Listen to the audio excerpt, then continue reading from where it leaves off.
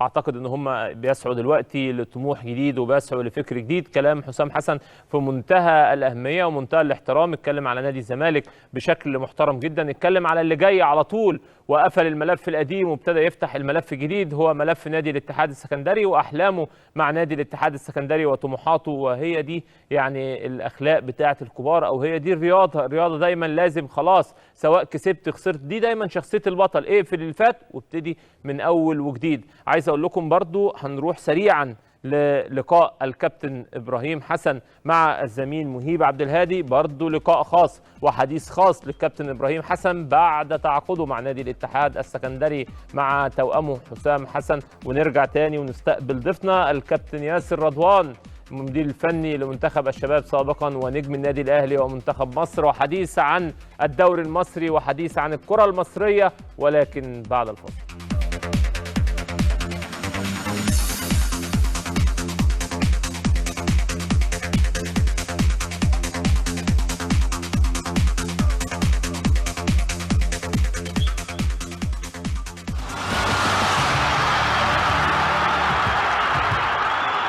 كابتن ابراهيم حسن نجم منتخب مصر والاهلي والزمالك ومدير الكرة بنادي الاتحاد حاليا، برحب بيك ومبروك عليك نادي الاتحاد. واعتقد كابتن حسام كابتن ابراهيم اضافة لاي مكان سواء في مصر او خارج مصر.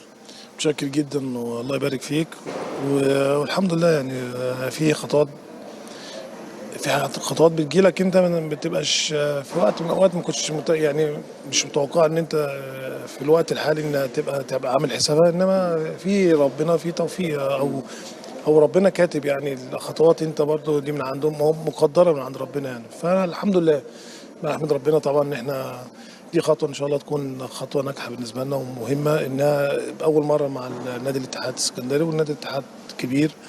اسكندريه مدينه جميله جدا، فيها زي ما قلت النادي باسم كبير وعريق زي نادي الاتحاد وليه جماهير كبيره، واحنا الحمد لله يعني متعودين كل شغلنا مع انديه شعبيه وجماهيريه، والحمد لله ان في ثقه سواء من الجماهير او من الادارات الانديه الكبيره دي، فان شاء الله نكون عند حسن ظنهم ان شاء الله باذن الله. كابتن ابراهيم، يمكن خطوات سريعة في وقت قليل، الاردن زمالك الاتحاد وقت قليل جدا، يعني بيخلي ممكن اي حد دماغه تشتت، يبقى في تفكير كتير، يبقى في ضغط ذهني ضغط عصبي، حاجات كتير جدا. انا لسه قايل لك في حاجات ما بتبقاش انت عامل حسابها. احنا حتى واحنا في المشوار الاردن متخيلين، وكنا ما فيش في فكر ان احنا ممكن نسيب الاردن، بس احنا ساعات في حاجات انا وحسام بنمشي ورا العاطفه يعني. العاطفه هي اللي بتبقى غالبه علينا شويه. يعني احنا كان مرتاحين في الاردن، وكان في الحمد لله نتائج هايله جدا، وكان في على مستوى عالي، مستوى منتخبات، وراح تلعب نهائيات اسيا، وفي تعامل مع متحضر جدا مع سمو الامير علي، وكان طبعا مساندة جلالة الملك عبد الله. فيعني كنت بتتعامل في شكل تاني او مستوى تاني يعني. بس احنا انا وحسام زي ما بقول لك بنميل للعاطفه او العاطفه بتغلب علينا في شغلنا وفي كل حاجه، انما حتى في حياتنا الخاصه يعني. بس يعني على اساس ان انت بيبقى عندك ضغط جماهيري، كان في وقت من الاوقات جماهير نادي الزمالك كان بتبقى عايزاك تبقى موجود في الفتره دي. احنا شايفين ان كان ممكن في نادي الزمالك نحقق حاجه. يعني كان في الظروف، وكنا متخيلين ان الظروف تبقى مهيئه انك انت تشتغل في جو هادي، انما طبعا ما كانش الظروف دي ما كانتش موجوده، وما كانش في نصيب ان احنا نكمل.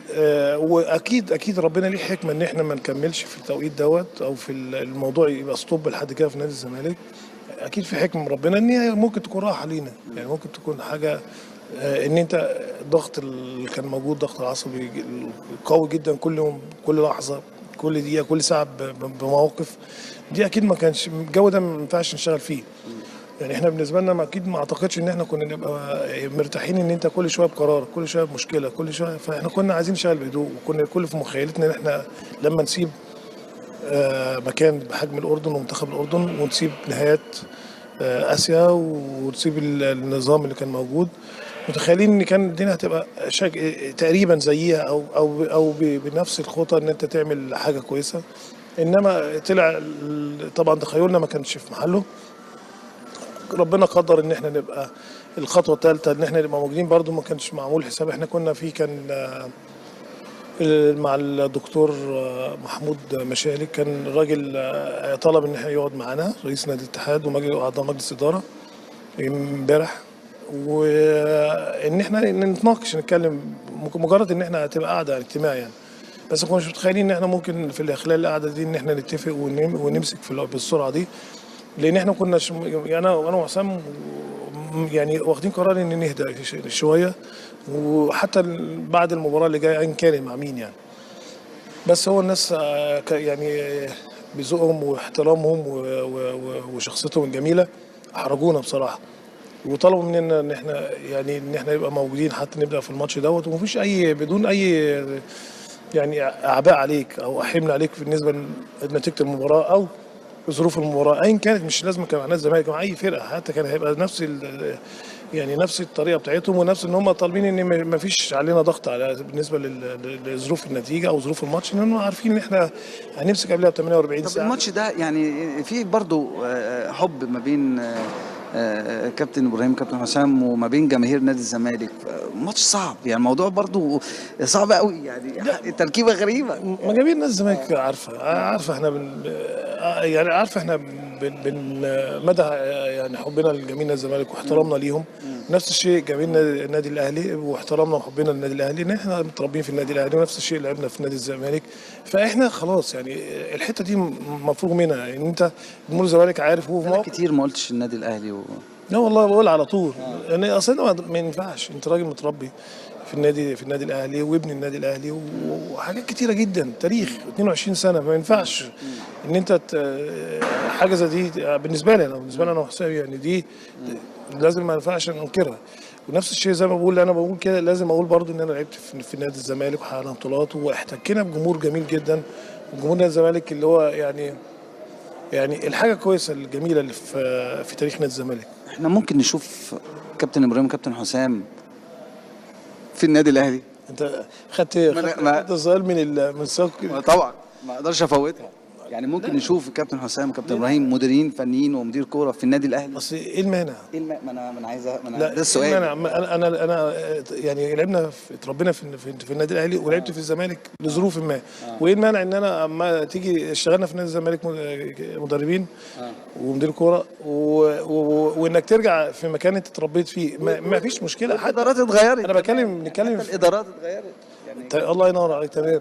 انا بتكلم في حوار يعني ايه المانع؟ حتى يعني حاجه لما تحصلش، انا الكلام ده انا قلناه قبل كده، قبل ما نيجي حتى يعني، وحتى كان في بعض سواء الاحاديث او ان انت بتقول ان انت راجل اتربيت في النادي الاهلي ولعبت في نادي الزمالك. لعبت كام سنه في النادي الاهلي؟ عدهم كده على الصوابع. 22 على الصوابع كده، واحد كام؟ 22 يعني مش واحد اتنين تلاته. لا كتير، 22 22 سنه 12 سنه كنا 12 سنه في النادي الاهلي. فيعني انا مش بتكلم عشان بس الناس ما تفتكرش احنا ظروف، هي جت احنا كلامنا مش يعني مش مترتب. لا ولله الحمد، يعني انا وحسام ترجع بالذاكره كده اللي كلامنا في كل حاجه واحد، في السياسه، في كوره، ما بيتغيرش، ما بنعرفش نتلون. يعني ما طلعش مره لما انا سبت مشينا من النادي الاهلي قلت ده انا، ورحت الزمالك قلت ده انا الاهلي ما شفتوش قبل كده، ولا ما اتربيتش في النادي الاهلي ولا ابن النادي، لا. الناس ورحت الزمالك وعارفين ان انا راجل متربي في النادي الاهلي. ولما برضه بنسيب الزمالك ولعبنا في النادي المصري، كان الناس في حب من الجماهير وعارفين ان احنا عملنا بطولات، قعدنا 4 سنين لعبنا فيها كوره، حققنا حوالي 12 13 بطوله. فهي في حاجات ما تتنكرش وحاجات ما اقدرش ان انا يعني في ثوابت. فاحنا كلامنا الحمد لله واحد، ما بنعرفش نتلون زي في ناس كتيره. في لعيب يقول لك انا اما يروح نادي تاني يقول له انا طول عمري كنت في النادي ده بحب، بس انا رحت غلط، دخلت الشارع غلط. بالعكس، لا انا راجل، كلامنا واضح، احنا اولاد النادي الاهلي، اتربينا في النادي الاهلي، عملنا 22 سنه يعني، خدناها من الناشئين لحد اخر حاجه. وبعد كده الظروف اللي احنا مشينا غصب عننا من الناس كلها عارفاها، اللي احنا غير ارادتنا لعبنا في نادي الزمالك، ولعبنا بحب ولعبنا بضمير ولعبنا اجتهدنا عشان خاطر لقينا في مسانده فظيعه جدا من حب غريب جدا من جماهير نادي الزمالك. فكل احترام لجمهور النادي الاهلي والنادي الاهلي، وكل احترام لجماهير نادي الزمالك والنادي الزمالك، وشرف كبير جدا. محدش في لعيبه لعبت كانت في لاحد من اهل الزمالك سنه ما عملتش حاجه، 6 شهور وحتى هم ابتدوا يستخبوا اللعيبه دي، استخبت ان هي تقول عشان ما حدش يفتكر ان هم أيوة. واشتغلوا في النادي الاهلي على فكره، ونفس الشيء برضه في الزمالك بس قليله يعني. اقولهم لك انا ما عنديش مشكله. هم عارفين نفسهم يعني في يعني اللعيب اللي نجح من اللي خرج من الاهلي للزمالك ونجح قليل. يعني على سبيل المثال او اعتقد الوحيد اللي كابتن جمال عبد الحميد. يعني جمال عبد الحميد اللي عمل اسمه وعمل تاريخ كويس جدا وحقق يعني حاجات كان المفروض نادي الزمالك برضه. بالعكس رضا عبد العال مثلا شويه. رضا عبد العال في خلال شويه في النادي طبعا اكيد في النادي الاهلي حقق برضه، لان كان برضه في مجموعه ساعدته. كان في النادي الاهلي بتبقى فيه لما اللعيب اللي بيخش بيلاقي نفسه يعني هناك. فاحنا خرجنا في الموضوع، دخلنا موضوع خالص. هو الكلام معاك حلو يا كابتن ابراهيم. هنعمل ايه؟ وانت عشان شخصيه جميله وكلامك وحديث معاك جميل بصراحه. ربنا يخليك يا كابتن. طب ماتش الخميس تعملوا ايه؟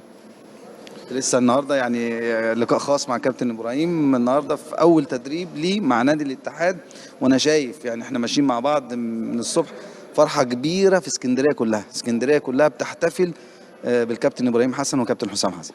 يعني الحمد لله طبعا المقابله اللي احنا اتقابلناها من الجماهير والاعضاء مجلس الاداره ورئيس النادي واعضاء النادي اللي موجودين، مقابله سعيد جدا بيها انا وحسام، وحاجه جميله. دي يعني هي دي الحاجه النجاح بتاعنا، حب الناس في اي مكان بتروحوا، دي حاجه جميله جدا. وبعدين في العشم والطموح ان من الناس حاسين ان انت ممكن يعني تحقق لهم، تحاول ان تحقق حاجه كويسه ليهم، فدي حاجه كويسه يعني. فاحنا بالنسبه لنا يعني الفتره الجايه ان شاء الله المباراه اللي جايه مباراه صعبه، كل الاحترام لنادي الزمالك وجماهير نادي الزمالك، وفي نفس الوقت انا عايز اقول ان يعني نادي الزمالك الخطوه الاخيره بنحمد ربنا عليها، وصفحه واتقفلت وبكل الحب والاحترام، لان انت زي ما بقول لك يعني ما ايا كان الظروف ايا كان الشكل اللي احنا مشينا بيه، ما احنا بالنسبه لنا بننسى وما بنشيلش من حد خالص. والمباراه نادي الزمالك زي ما بقول كل احترام حتى ما تم يعني تمام يعني الفترة الجاية إن شاء الله هتبقى المباراة اللي جاية هتبقى مباراة كرة قدم عادية جدا. وإحنا لما مسكنا ما كناش متوقعين جدا خالص ولا 1% إن إحنا ممكن ندير أو نمسك نادي الاتحاد قبل المباراة. قلنا بعد المباراة، إنما مجلس الإدارة طبعا أصر بحب يعني إن إحنا نبقى موجودين. إنما أتمنى إن شاء الله تبقى مباراة تطلع بشكل كويس، مباراة كرة قدم بين ناديين كبار جدا بشعبيتهم، والمكسب والخساره بتاعت ربنا. اهم حاجه عايزين التوفيق، احنا عايزين نفرح الناس الموجوده هنا، جمهور الاتحاد ومجلس ادارته، وان شاء الله التوفيق ده بتاع ربنا.